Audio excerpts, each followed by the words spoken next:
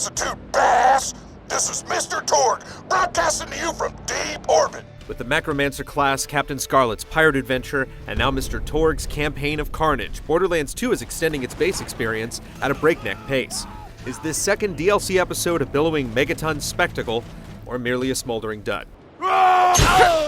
Torgue weapons are known for their explosive properties, and it should come as no surprise that their creator, Mr. Torgue, is a macho mass of shirtless muscle.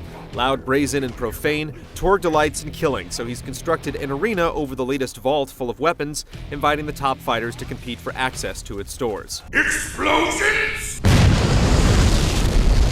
The plot essentially follows your rise through the ranks of these murderous individuals, but there are a few surprises and diversions along the way. As expected, humor carries the story, and Torgue's unrestrained masculinity is complemented with the return of Mad Moxie's endless cache of innuendo and the gleeful hyperactivity of Tiny Tina. I just bought a puppy! His name is Enrique, and he is as adorable as a mother humper.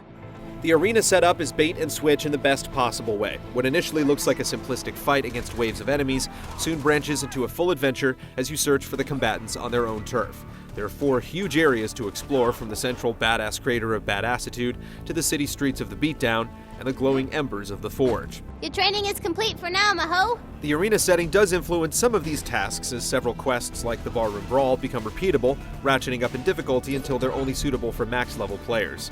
Included in your rewards are new Torgue tokens for use at specific vending machines, stocked full of the explosive weapons, and you'll need to amass quite a bit to get the best. Moxie and Tina also give you some new guns with interesting firing patterns, but while they're fun to experiment with, they're a bit impractical when the chips are down.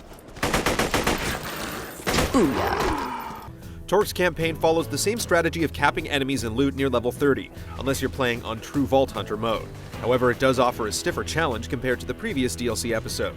The cast of familiar bandits and robots have been tweaked to match the local gangs, with more muscle-bound heavies to tackle and bikers joining the fray.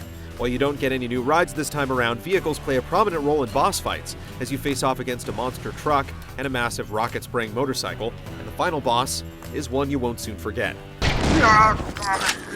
There are times when Torgue's campaign does seem a bit rushed, as chests are left hanging in the air and enemy AI is prone to becoming stuck or unresponsive. Environments don't show as much creative character this time around, but there are a few bright spots, like the molten falls of the Forge.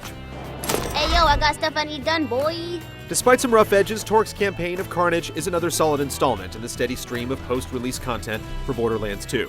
With more than 8 hours playtime, it's well worth the $10 for anyone ready for more explosive guns and dialogue. You said Diamond Mercenaries 2 sucked, but you gave it a 6 out of 10, which implies it is above average. Lost my shield! It was just my opinion.